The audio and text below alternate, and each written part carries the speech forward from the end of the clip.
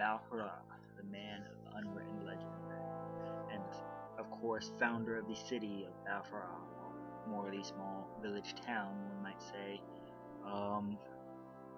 As the creator here, myself, BloodyMutt, did not give it as thorough a creation as I would like, and I'll probably end up going back and doing a complete and utter overwrite of the damn thing for the sheer fact that I want it to really stand out as a legendary city, or at least one befitting someone of this title, the man of unwritten legend.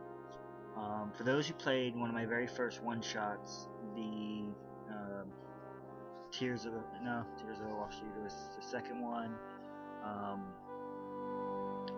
The Heroes of Bal'Halra, the Fallen of Bal'Halra. I don't think I ever gave it a proper title, but the point being, you guys understood that you were playing members of the original guild. In fact, Mordic, our resident warlock player, was in fact playing as Bal'Halra himself. And this, of course, will quickly go over and explain that this is where your guild slogan, believe, comes from. And that'd be RU-believe.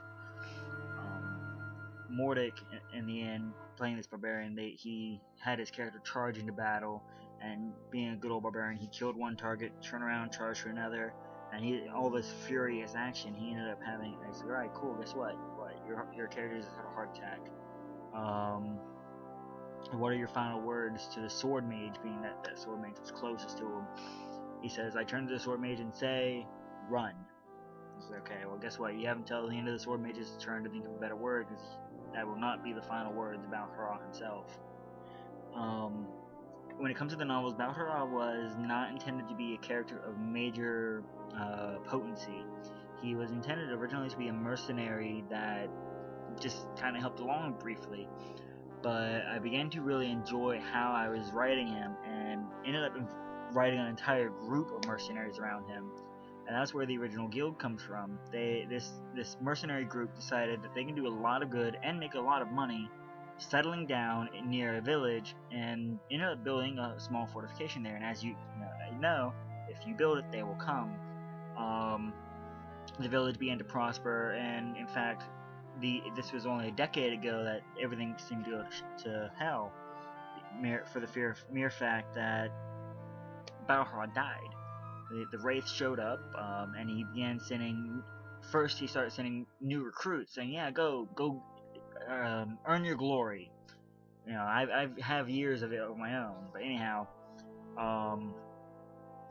he was a very generous man in that he was not a glory hound even in his original incarnation.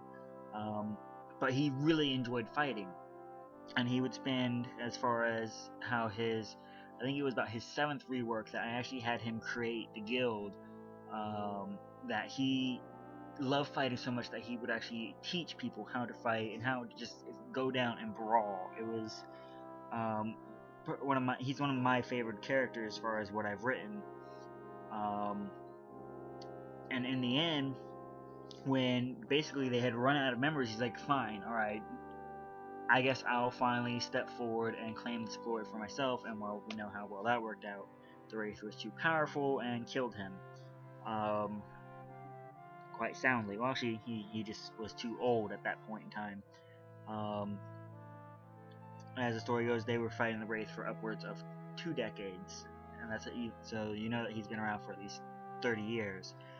Anyhow, this is going to be a really short video. I'm wrapping it up. This is mainly a audio test, so enjoy, and I look forward to making more sort of little snippets so you guys learn more about the world.